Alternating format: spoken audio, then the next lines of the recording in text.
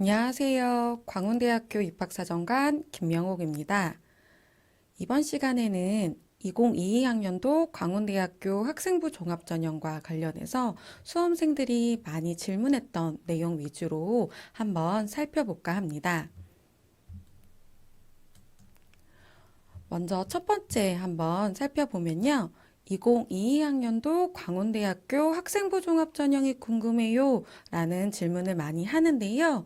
이거와 관련해서 좀 간단하게 한번 살펴보면요. 일단 먼저 광운대학교 수시 전형은 크게 유형을 네 가지로 나눌 수 있습니다. 먼저 학생부 종합전형, 그리고 논술, 학생부 교과, 그리고 실기실적 이렇게 네 가지 유형으로 나눠볼 수 있고요. 이 모든 수시 전형은 수능 최저학력 기준이 없다. 이 부분을 꼭 기억하시면 좋을 것 같습니다. 그렇다면 광운대학교 학생부 종합전형은 어떻게 이루어지는지 한번 살펴보면 광운대학교 학생부 종합전형은 전형 방법에 따라 크게 두 가지 유형으로 나눌 수 있다라고 생각하시면 될 것 같아요. 먼저 1단계를 서류 종합평가 100%로 학생을 이제 모집 인원 3배수로 선발하고요. 그 다음 2단계를 1단계 성적 70%와 면접평가 30%로 평가하는 이런 다단계 형태로 이루어지는 전형으로는 광운 참빛 전형과 인재 전형과 소프트웨어 우수 인재 전형 이렇게 두 가지 전형이 있고요. 이거와 다르게 이제 하나 일괄적으로 서류 종합평가 100%만으로 이루어지는 전형으로는 고른기회 전형, 농어촌 학생 전형, 그리고 특성화고 등을 졸업한 재직자 전형, 그리고 서해오도 출신자 전형, 또 특성화고 졸업자 전형 이렇게 5개 전형으로 이루어집니다. 이게 강원대학교 학생부 종합 전형의 좀 특징을 보여줄 수 있는 예라고 생각하시면 될 것 같고요. 구체적으로 광운대학교 입학 전형이 어떻게 이루어지는지 이런 부분을 좀 자세하게 알고 싶으시면요. 광운대학교 입학처 홈페이지 지금 보이시죠? 입학처 홈페이지에 접속을 하시면 여기에 입학 도우미가 있고요. 그 안에 KW 유튜브라고 광운대학교 입학처 홈페이지로 들어가실 수 있는 이제 접속이 가능하십니다. 그러면 여기를 접속해 주시면요. 이제 광운대학교 입학처 지금 보이시죠? 여기로 넘어가게 되고요. 여기 광운대학교 입학처 홈페이지로 들어가시면 여기에 되게 다양한 영상들이 안내가 잘 되어 있습니다. 특히 학생부 종합전형과 관련해서는요. 작년 21학년도에 입학한 학생들이 어떻게 본인들이 학생부 종합전형을 준비했는지 이런 합격 수기 같은 내용들도 있고요. 그 외에 전형별로 자세하게 나와 있는데 그 중에서도 2022학년도 광운대학교 입학전형 안내 이 영상을 클릭하시면요. 저희 입학처장님과 그리고 저희 이제 광운대학교에 있는 입학사정관이 굉장히 자세하게 이제 전형을 안내하고 있으니까요. 학생들 좀 구체적으로 자세하게 알고 싶다라고 하는 학생들은 꼭 이 전형을 참고하시면, 이 영상을 참고하시면 좋을 것 같습니다. 그럼 두 번째로 이제 학생들이 많이 질문하는 이제 내용을 살펴보면요. 이제 광운 참빛 인재 전형과 소프트웨어 우수 인재 전형의 차이점이 무엇인가요? 라는 질문을 많이 합니다.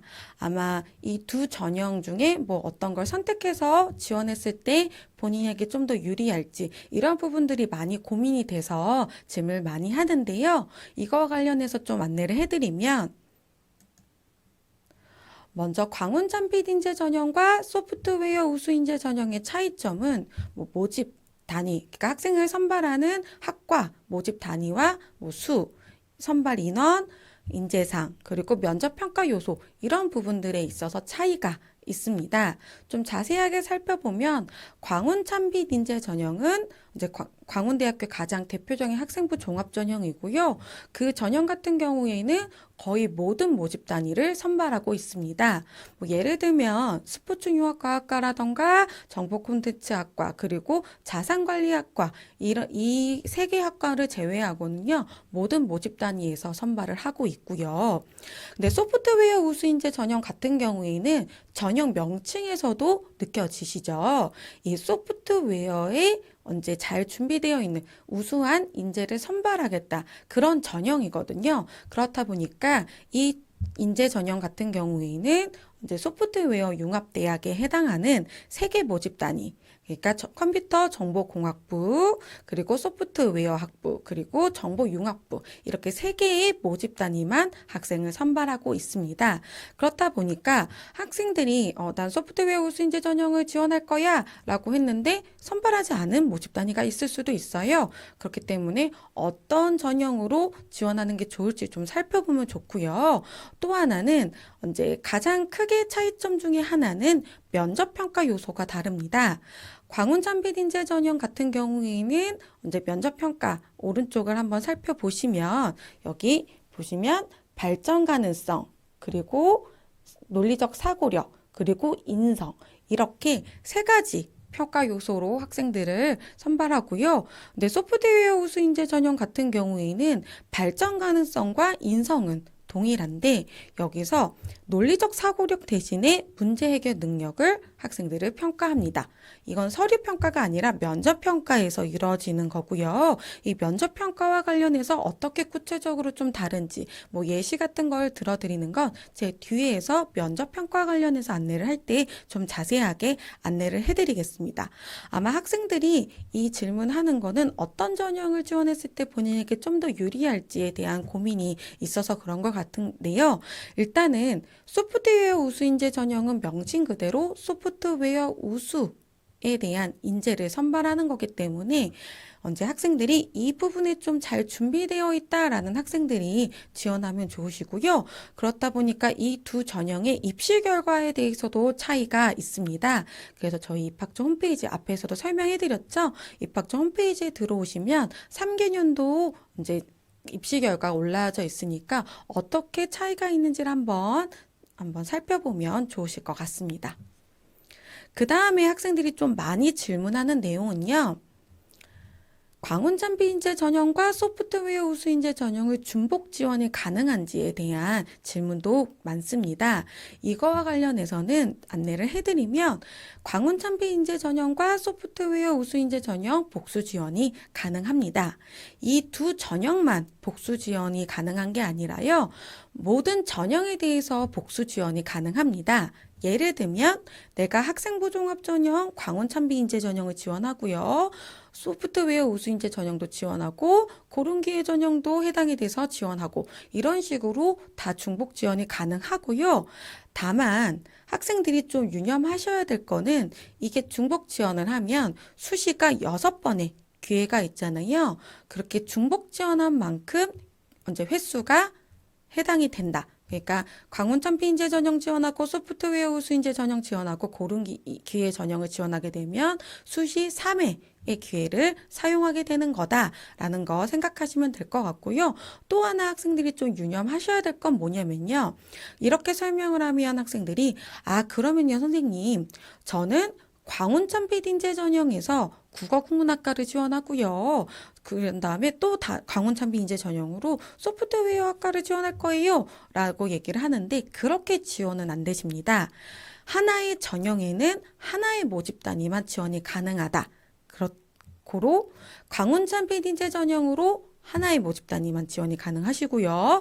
소프트웨어 우수인재 전형으로 하나의 모집 단위만 지원이 가능하고 이렇게 한 번씩만 지원이 가능하다라는 점을 좀 명심하시면 좋을 것 같습니다.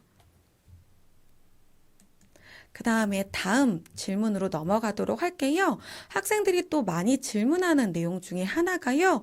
코로나19로 아마 많은 학생들이 코로나19로 지금 활동을 많이 못할 거예요. 그렇다 보니까 뭐 봉사활동이라던가 동아리 활동이라던가 이런 부분에 있어서 대면 활동을 거의 못했는데 이런 부분이 평가에 불이익이 있지 않나요? 라는 질문을 많이 하거든요. 이거와 관련해서 안내를 좀 해드리면요.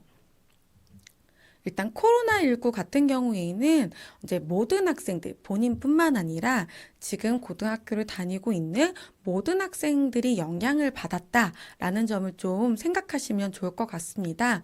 그렇다 보니까 이제 평가 전문가인 입학사정관이 이런 부분, 지금 코로나 상황으로 학생들이 활동을 잘 할 수 없다라는 부분을 충분히 감안해서 평가를 한다라는 걸 기억하시면 될 것 같고요. 그렇다 보니까 너무 걱정하지 않으셔도 괜찮을 것 같습니다. 근데 또 학생들이 걱정하는 부분 중에 하나가 이제 N수생과의 차이점에 있어서 좀 걱정을 많이 하더라고요.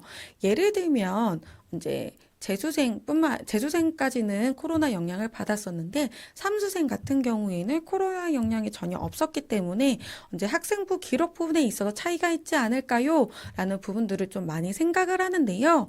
저 이 부분도 이제 평가 전문가인 입학사정관이 충분히 이 내용을 고려해가지고 평가하기 때문에 걱정하지 않으셔도 괜찮고요. 실제로 작년에 학생들, 이제 작년에 코로나 영향을 받았던 이제 입시 결과를 한번 봤을 때 2020 학년도와 2021 학년도에 있는 고3 수험생과 N수생의 비율을 좀 살펴봤을 때 차이가 거의 없었어요. 유의미한 변화가 전혀 없었다라는 건 충분히 그 부분을 평가자가 고려해서 평가하고 있다라는 걸 좀 생각하시면 될 것 같기 때문에 너무 걱정하지 않으셔도 될 것 같습니다.